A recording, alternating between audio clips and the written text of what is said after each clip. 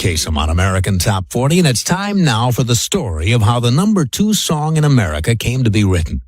This is the fantastic account given to us by top country songwriter John D. Loudermilk of how he wrote the song in exchange for his life. In the middle of winter, January 1959, he was driving through the western part of North Carolina, crossing the Great Smokies. And on that lonely mountain road, his car became snowbound in drifts that were 1.5 feet deep. All he could do was spend the night in his car and try to dig out in the morning. So he curled up in the back seat and went to sleep.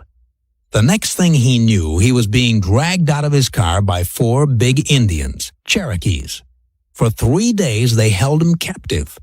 And during that time, he said they conducted tribal rites in which they sacrificed his car by shoving it over a cliff, and then inflicted painful physical tortures on him, such as piercing his spine with needles. They also talked a lot with him, and when they learned that he was a respected writer in the white man's society, they said they'd release him if he promised to go back and tell of the injustices suffered by the Cherokee Nation. He refused, and they increased the torture. And when Loudermilk began to get the notion that he wasn't coming out of this alive, he changed his mind and made a pact with his mountain-dwelling band of Cherokees.